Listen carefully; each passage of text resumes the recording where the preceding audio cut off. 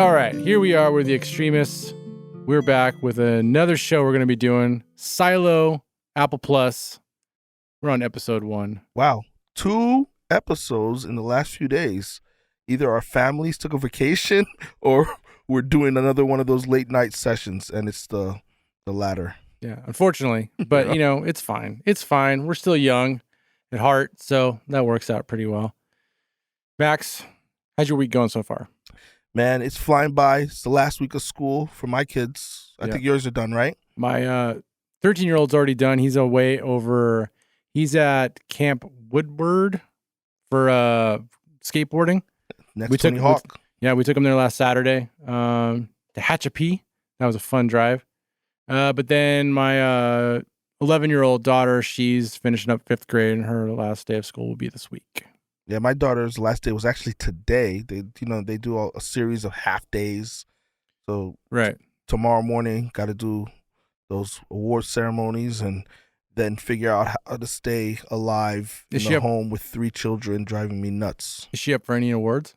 Oh, probably. I think they give everybody awards in the 3rd grade, man. It's that, everybody gets a trophy era. Yeah. So, but I'm not gonna lie, she's a really good student. She's very bright. Okay. So, I'm sure she's gonna get something nice. Well, that's good. Congratulations. Congratulations. I tell her she's going to be smarter than me, so soon I won't be able to help her with her homework.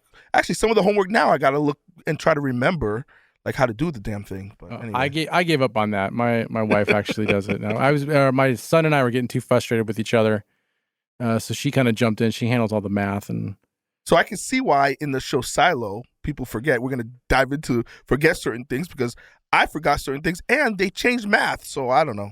Yeah. Anyway, I wonder what the math is like in Silo. So let's jump into the show. Okay, so they use steps. Yeah, we've been looking for a new show to do. A couple of them we kind of passed on. We were gonna do the Elizabeth Olsen. Yeah, we were gonna do that show. We watched the first episode. We thought that wasn't for us, so we kind of passed on it. So you and I are both big Lost fans. This kind of gives me a Lost feel. I like the mystery stuff. We also like post-apocalyptic stuff. So this is right up our wheelhouse. Yeah, so that kind of no zombies, but it's okay. Well, the show's pretty new. We're only talking about the first episode. Right?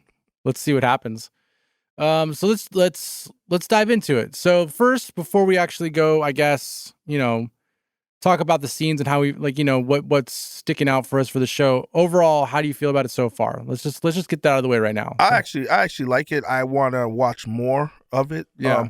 I think you're a little ahead of me. We're recording this a little bit behind when they actually, started releasing the episodes. Yeah. I think I'm up to episode 3, and you're a little further, maybe 5 or 6. I'm on 5, but this podcast, we're only going to be talking about episode 1. Only I'm not episode going to go. there's no spoilers on stuff this. like that. So if you're listening, you should at least have watched episode 1 already. And I mean, the concept, the premise is pretty cool. There's some good mystery involved in this show, so I appreciate that. But there's also some WTFs, which we're going to talk about. You have to suspend your reality right off the bat. They're telling you 140 years, there was this rebellion, and nobody remembers why they're there, how they're there, right, or what's going on outside. Well, let's get that out of the way really quick. So let's talk about the idea of the show. Okay, I don't know about if it's going to be quick. But go ahead. Well, the idea of the show is, obviously, it's post-apocalyptic, so the world has ended. Basically it's a city in the Silo, really. A nation. Yeah. Almost. And then these people were born there and they're going to die in there, but they, for somehow, we're piecing together the events that happened before this. The only thing that they do know is that the history has been wiped away. Yeah. There was a rebellion. Books were burnt. I guess paper was shredded and hard drives were stolen and destroyed. And for some reason, family members don't communicate with each other and tell stories about what had happened in their past. So nobody knows why they're there. Nobody knows what happened to the outside world. Nobody knows how long they've even been in the silo. They don't even know what's wrong with the outside world, just that when you go out there, you're dead. Yeah, pretty much. So something with, obviously, the air. Yeah. Right? Yeah. And it's kind of weird. Like, I think the first WTF moment is kind of why only 140 years. I think if you would have made this so it was like, they were in there for 500 years, 400, something like a little like far, like you can see you'd be able to understand maybe why they don't know what happened to them. But I feel like, what was that, 3 generations? Barely, right? Right. I feel like maybe grandma told a story to mom, and then mom told the story to you. And then exactly. Somebody would have said something like, we're talking, it's 2023. I think it was like 1883 or something like that, 140 years, right? Right. But we all eliminate books. There would have been people who said, yeah, my great-grandfather fought in the Revolutionary War in 1776. Yeah, somebody would have told a story. Right. Someone would have told a story of maybe they like, oh, my uncle worked on the silo. He built the silo. He worked on the 120th floor and built that section. Yeah. Like, they don't know who built it. They don't know why they're there, how they're there.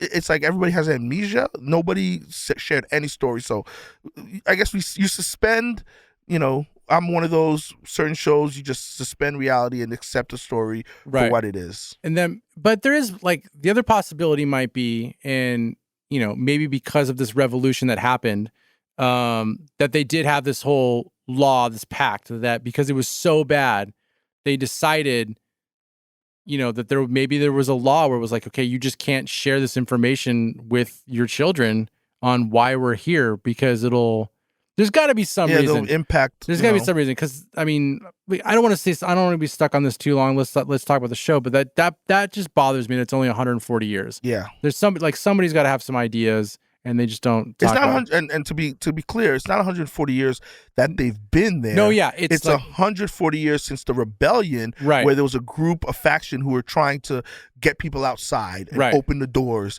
and they decided at that point to eliminate all history beforehand of the silo. So I don't know how they haven't made clear in the first episode how long they've been in the silo. Right. Yeah. It's just 140 years from from Freedom Day, whatever. That's the title of the first episode. Right. Is Freedom Day. So well, hopefully, once mysteries start getting solved throughout the show, then there'll be an explanation why people don't know 140 years. So let's stop destroying this part of it, and let's move on to it, because the majority of the episode I really enjoy. There was some great acting in there. Like the show is headlined. This episode was with what do you call it again? Sorry, Tim Robbins is in there. Briefly. Yeah, but he's going to be a big character. Rashida Jones. Yeah. So it's interesting because, people that have watched the show, like this whole episode is basically, it's basically telling you something that happened in the past, right? That leads up to what's going to happen in the present. Yeah, it's 3 years earlier from the present. Right. Because if you look at the cover, like the star of the show doesn't even show up till the end of the episode. I actually appreciated that. I like that. I thought you bring in like a pretty Rebecca Ferguson. Yeah, you bring in a pretty heavy hitter, and at least within Rashida Jones, she's pretty well known with her time on The Office, then also on Parks and Rec, and she's done some other things. And David, I'm gonna get it right the first time. Olaowa. Okay, yeah, you got it right. Let's just say you got it right. I'm pretty close. I think.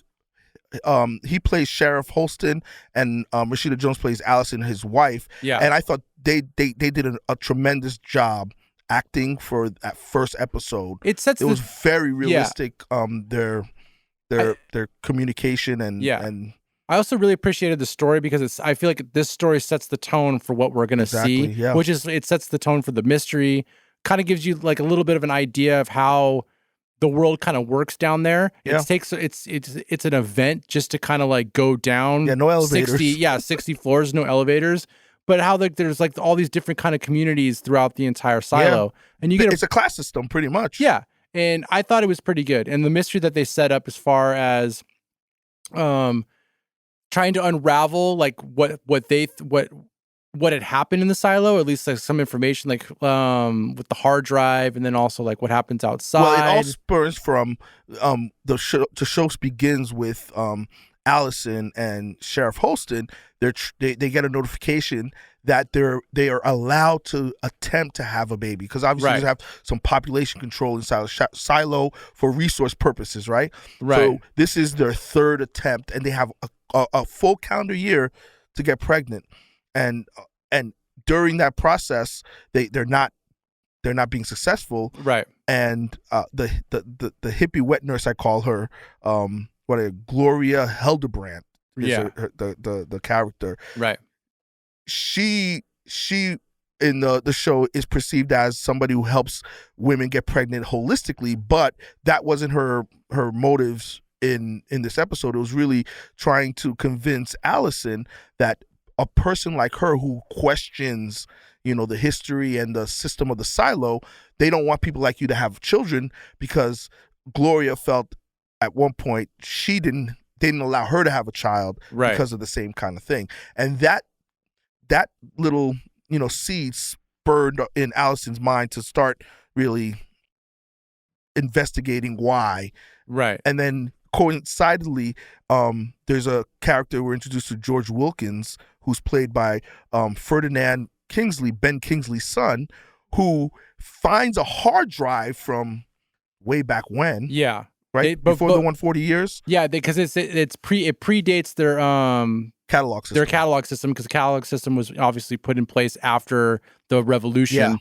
Yeah. So that they track everything. They track everything. So I think the story that he tells her is some guy came in, he found it underneath the carpet or the floorboards or something like that in his place. So he brings her in to kind of help him figure out, because she works in IT. She works in IT. And then she posted a paper like that Tim Robbins actually gives her crap for on their website. Yeah, the company. Yeah, intranet. I don't know. Yeah, but Tim Robbins plays like that typical boss who's like quiet but is a jerk, like a subtle jerk, and he reminds me of the dude from Office Space. You coming in on Saturday? Yeah, that guy. Lumberg. Yeah, he reminds me of a Lumberg in this first episode. It's brief, but he does a great job. What's happening? Yeah. He's one of those kind of boss nobody really likes. Right. But he's not a screamer. He's just a subtle jerk. Yeah.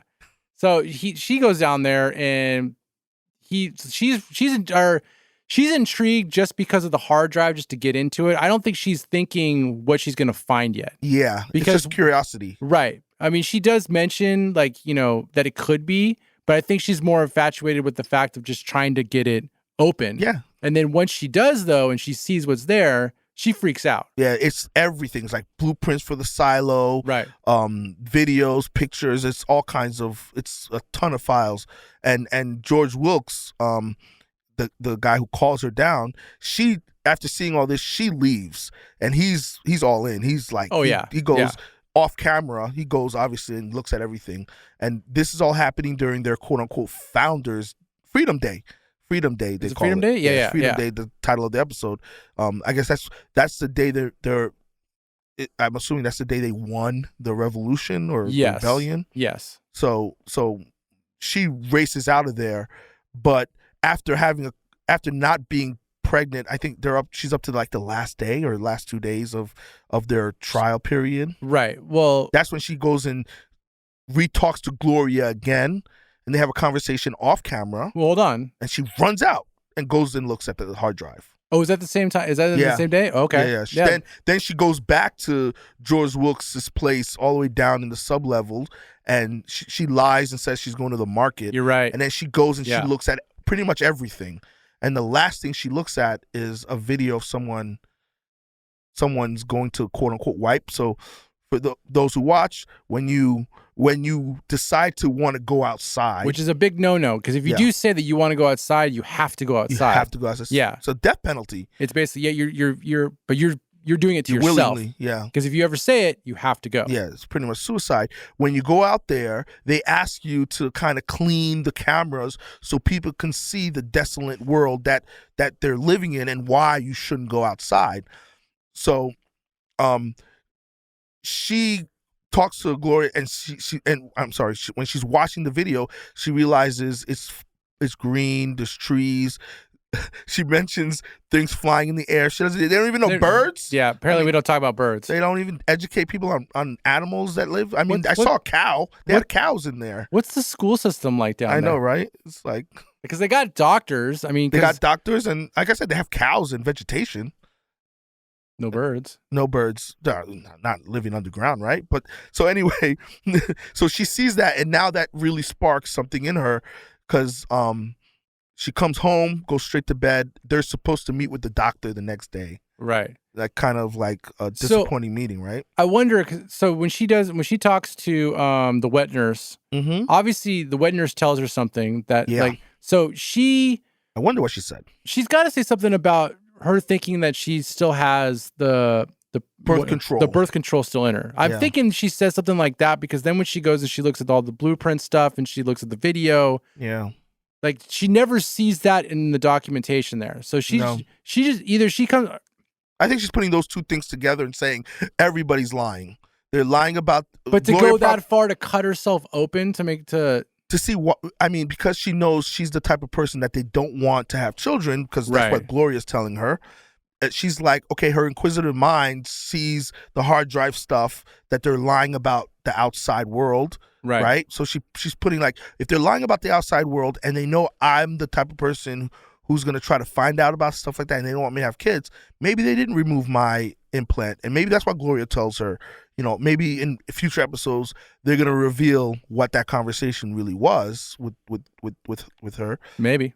But because the next morning when the sheriff goes to the doctor's point, she's not there. He races, he gets home. I think he stops at her job. Yeah, he stops at the job. There, yeah. Goes home and, you know, she's sitting there with an apple and it looked like a butter knife. Was that even a cutting knife? I don't know. But she basically she opened herself up and took out the birth control that allegedly the doctor had taken out in the beginning of the episode. And I feel like this scene's glossed over a little too fast. Yeah. Because that's a big deal. If she cuts herself open and she actually pulls this, the birth control out, and then I can understand the husband's reaction to like thinking that she's dying. I got to go get the doctor, bring the doctor back. Okay, but when that scene happens and they end up meeting in the cafeteria, which also I think is kind of weird. You're going to eat food and look at the outside world where people are dead bodies out there. But so she's in there telling everybody that it's a lie, it's a lie, it's a lie. She never mentions during this entire time, look what I just pulled out of me. The doctor's standing right there, too. And the doctor's standing right there. But like you'd think that would be one of her go-tos to tell everybody, because she's trying to get to open people's eyes, right? Yeah. That they're being lied to, that the outside world's green. Like, why are we even in here? Why wouldn't you pull this out and say, hey, look what I pulled out of me? Yeah. Unless the husband took it with him. Let's say the husband took it with him. Well, even if the husband took it with him, you'd think she would still be saying, I took my birth control out. And then when the doctor shows up, yell at the doctor. You didn't take this out of me. What, like... They kind of played it off when she's in the cell. But that's afterwards. But in the moment, that should have been mentioned. Yeah. And let the doctor be like, oh, that's there it's a placeholder, or it's for infections or whatever. Something. It's to help to boost your hormone, whatever it is. He could have came up with some excuse, but put him on the spot. She didn't put him on the spot. No. The whole episode was really well done, because if you think about it, this is 3 years earlier, but the episode actually starts in the present, where the sheriff, they're in their bunk or apartment. It's kind of empty. He goes and he's unscrewing the vent. He placed a flower on the thing. Then he goes into his office and writes a couple of notes. I think he wrote one of them down, something about the flowers in the mirror. It says double up the flowers in front of the mirror. I think I wrote that down. I know. I got an idea what that is. It's a camera. He's leaving it for somebody because there has to be a camera behind the mirror. You think so? Yeah. Why would you leave a note like that into some? And he put it in a folder. It says double the flowers in front of the mirror. Yeah. So I'm assuming maybe it's a camera. That's a good one. That there's a camera behind there, and then he goes into the vent, and then you fast forward. He's going into the cell, and he asks to go out. So present time, 3 years later, he asks to go out. 3 years prior, his wife asks to go out. Right. And in the cell, they make a kind of she explains everything to him, that it's really nice out there. And she tells him if she goes out, right? Right. If she goes out and it's green and it's lush, I'm going to clean. And if it's not, I'm just going to wave goodbye. Right. Because she kind of puts him on the spot and is like, why do people clean? Right? Because they reference some guy who says he'd rather be shot than clean. Yeah. And he still ended up cleaning. Yeah, because, she, in her theory is because the people that are out there want people on the inside to see that it's green outside, that it's like, that it's not dead. Yeah. I mean, so that's an interesting thing. Let's say she's right for a second. Okay, so that means that there's some really good technology going on. Okay, so let's first of all, because I didn't even realize that was a camera at first. I thought it was a giant window, and then when she goes out there and she wipes, obviously it's a little camera that she's wiping because you see the same picture across all the screens, like in the cell and in the cafeteria. Yeah. So I'm assuming in all levels, right? Or is it just that level where they have the screens? They didn't kind of clarify that. They didn't. Okay. So we're not going to say anything. So, but like for what we see, it's a camera being fed into all these locations. So let's just say the fact that maybe let's say that she's right. Okay. Yeah. That it is green out there. And so they have this technology to change the surroundings around her. So it looks to the people that are inside that it's dead. There's nothing happening out there. Let's say that she is hallucinating. Okay. Yeah. So let's say when she goes out there, I have a theory right now that they're putting something in the suit. Yeah, good theory. So she dies really quick because you make this really nice looking suit when you're inside. You're steaming it. Yeah. You got this tube that goes into the oxygen. So why are they dying so quickly when they go out there? Yeah. What's the point of even giving them the suit if they're just dying? Yeah, there's no point. Yeah. Right? So I feel like there's something else going on there because there's like hold your breath and clean and then go die. Yeah. So if she's going out there and she's seeing that it's green because she tells him, I'm not going to wipe this unless it's green out there, unless it's a lie, and she wipes it. So she's seeing something out there. Yeah. Right? So there's something going on with the suit, or there's something going on with the camera technology, or it's both, but there's definitely something happening right there. And the characters that we've seen outside of Tim Robbins, Bernard, we see the is she the mayor, the president, whatever her title is? She's the mayor. She's mayor. Yeah. Mayor Johns. Yeah. Yeah. The deputy sheriff. That's Deputy Marnes. Yeah, Deputy Marnes. He's played by Will Patton. Yeah, I love Will He Patton, plays the same guy in everything. It's always the same guy. Dude. When he was young, there's a place for that kind of character, right? Yeah. So it doesn't seem like they're involved because they're trying to find a way to get Allison out for the sheriff's sake. Yeah. And he's obviously a man of honor and morals. There's another group. So there's judicial. There's judicial. So they mention it a couple times because that's where they get freaked out. And so the wet nurse lady, what's her name again? Gloria thinks that they're listening. Yeah. All of it. That's the reason why that she turns the faucet on when So judicial is, I feel like that's the overlord of everything. Yeah. So there might be like a running government inside the place, but there's somebody above that government. And then if you also notice, let's go back to when they get into the hard drive. Remember when she leaves and he pulls up the blueprints and he goes all the way down to the bottom and there's a tunnel. And it's confidential and there's all this. So I feel like there's maybe another community that's watching what's happening, or maybe there's that's a good one, top 10 dogs or something like that. Yeah. Like, there's something else going on here. Obviously, that's the reason why we're watching it. I mean, it's reason people are more afraid of judicial than the sheriffs. Yeah, yeah. That's definitely, and I don't think the mayor is involved at all. She's like middle management pretty much.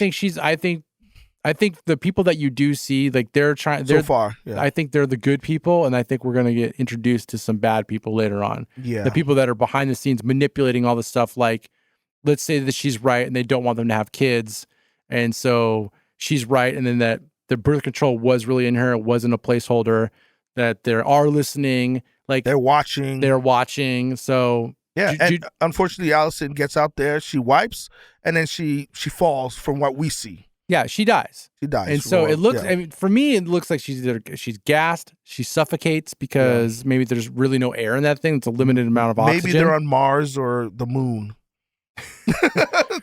They colonized it. They colonized it, and this is an experimental colonization. Maybe. I mean, it could be all kinds of things. Who knows? It's good. Did you ever see, there's a movie called The Cube. Did you ever watch The Cube? No. Did you ever hear about it, though? I heard about it, yeah. So I'm trying to remember because it's been a long. They ended up making like a bunch of them. I think there's maybe 4 or 5 of them. Oh, but the idea, like, there was these people that were drugged and they woke up and they were in like these different parts of this room, like different rooms. I'm gonna ruin it because it's been a long time since I've seen it. But then people they're trying to escape, and people would just be dying because every single room would be a different challenge. Maze Runner. Kind of like Maze Runner. It was before Maze Runner. Yeah. It's like what Maze Runner became or something like that. And it turns out at the end, it was a government. Yeah, that's Maze Runner, right? Maze Runner. That is Maze Runner. You describe it. That's what you're describing. Basically Modern day Maze Runner. Yeah. So that's what the cube is also. So yeah, it's also Maze Runner. So maybe this is kind of like Maze Runner, where they're all being watched. Yeah. For 140 years, I guess, or then some. Yeah. And for some experiment, who knows? So now, after she passes away, they do another little time jump. They time jump 2 years. Yeah. So is it 2 years or is it just 1 year? Well, so what happened? Okay, so it's 1 year. The beginning of the show starts at the present time, right? And then it goes back 3 years. And then they said 2 years. And then later 2 years later. Okay. It's 2 years later, and then now you've got what's the guy's name again? Deputy Marnes comes in to the sheriff's and says that George Wilkins, the guy who had the hard drive, is dead. He fell off the 66th floor or something. But someone's saying it's murder. Right, and so when they go down there, another deputy tells that the person who says it was murder is not there. It's someone called Juliet Nichols, and she quote unquote keeps everybody alive because she works on the main generator. For the whole silo. Right. And that's when we don't talk to her yet. We just see her. And it's she's kind of like with this huge wrench, fixing, this giant turbine looking kind of thing. Yeah. And Deputy Marne starts talking, but it's present time. He's talking to Sheriff Holston, who's now in the cell, and says, you were kind of dead until you met Juliet Nichols and brought you back alive for the last year. Right. And he's trying to get an idea of why that is. Yeah. What the whole thing is about with her. Yeah. And his answer is because she made me start to listen to Allison. Yeah. Because Allison mentioned when they were sitting there after she pulled the thing out that you listen. You don't listen. You talk. Yeah. And she's like talking and is not listening, God, it's such a wife thing to say. Dude, man. It's such a wife thing to say. Now, you see, my wife, it's the other way around. Like, when she's talking, I sit and I'm listening and I don't comment until I need to. And then she's like, you're not going to say anything. So she wants me to actually, I'm like, okay, but I'm working on listening and not trying to talk over you or you still got to say, uh-huh. Oh yeah, I try to do those even when I'm not paying attention, like especially when I'm like working in front of the computer and like and I'm listening to like maybe 10%. She's gonna get mad at me for saying that, but it is what it is. Well, now you're gonna find out if she's actually listening to these podcasts or not. Right? Yeah, maybe it's a safe haven. So that's how pretty much the episode ends. I thought it was really well done. Yeah, I like the setting. Like I said in the beginning, I like this episode because it really sets the tone, I think, for what we're about to see. Yeah. It sets up how the silo is. We saw these guys like these runners. Yeah. These guys with these giant backpacks, and then that's how you. That's transportation. That's basically your truck drivers, right? Yeah. There's the guys. That's your UPS guy. That's your there's the guys just Amazon. I would think those guys just have bigger thighs, because they're constantly running up and down stairs. Everybody should be in shape in this world. Oh yeah. For all the walking and all the stairs they're doing. Yeah. I mean, come on. There better not be anybody overweight here. But I say that, but it's not true because Manhattan, people walk all the time and there's still people who are out of shape. I'll take your word for it. I mean, overall, I think it was a good episode. We went with the little gripes that we have. I'm looking forward to talking about the other episodes. I think it's going to be a good show. I like any show that does kind of time jump kind of things that whole Christopher Nolan non-linear storytelling. Right. I'm a huge fan of that, and I really appreciated that for this. Right. And then, like I said, the show's main character is played by Rebecca Ferguson, the Juliet Nichols character. Right. And the fact that they don't introduce her until the end is kind of refreshing because they don't give you too many characters. Like, Game of Thrones, for example, the first episode, they introduce you like 45 characters that you don't remember their names after watching it. Right. You have to watch the first episode like 4 or 5 times to remember who's who. This one, it was really centered around Allison and Sheriff Holston. Yeah. Which was refreshing to see the story from their point of view. Yeah. So I'm really excited to see where this is going to take us. Any crazy speculations off the bat? I'm going to hold off my speculations right now just because I'm on episode 5 already. Oh, that's right. So I don't want to do that. More. So you are what, episode 2? I think, just maybe episode 3. Okay. No, maybe 2. Yeah. I would say let's why don't you like, let's do our episode per, and then like once we get to a point where you're not caught up, let's start to speculate. I mean, I've already given you my speculation as far as like what I think is happening, as far as like judicial being this whole thing, because that's not really, from what I've watched so far, I'm not ruining anything because I don't know. I don't know that. Like, there's some stuff, but there's not really like a whole thing yet. So there's nothing really to ruin there. Could you live in the silo? Could I? Absolutely not. No. Claustrophobic? I'm not really a claustrophobic person, like to that extent, but I need to know that there's a way to get out. You know what I mean? Like, I could be in tight spaces for a little bit, but I need to know that I have the option to leave. Listen, I'll tell you right now, I couldn't do it. I left New York and the East Coast because I can't stand the winters and falls and pretty much most of the time where it's gray and desolate and trees are bare. It's kind of depressing sometimes, like especially when you don't want to wake up and go to work and you're driving and you're looking and it's like it looks like you're driving through Chernobyl. Right. I couldn't deal with no sun, so I moved all the way to California for sun and greenery and that kind of stuff. So I couldn't live in the silo. I need to be outside. I'm one of those dudes. I like to be outside at times. You know, I couldn't do it. And I couldn't accept, you know, some of the rules and stuff. And I'm not doing all those stairs, man. I'm not about that life. Wow. But you could be. I wouldn't. I would be one of those dudes like, yo, I'm going outside, man. That fast, huh? Well, maybe not. Once I get bored, I would probably be done with it. All right. Well, we got to play some catch up as far as doing these episodes. So I'm hoping that we can We'll knock them out. Yeah, we'll knock them out. Let's see if we can get in here in a couple days, do episode 2. Yeah. We're going to do the news on Thursday. Doing the news on Thursday. Maybe we'll do a double. That sounds like a plan. Maybe we'll do a double. We'll see. All right. Look at that. We got Silo episode 1 in the books. Silo episode 1 in the books. All right. Well, you know, thanks guys so much for, you know, tuning in, listening. I know it's tuning. It's a podcast. Is it tuning anymore? Just, I guess, clicking the play button. Play. We're on YouTube, so I don't know. I don't know what the terms are for this. This is your world, man. I'm new.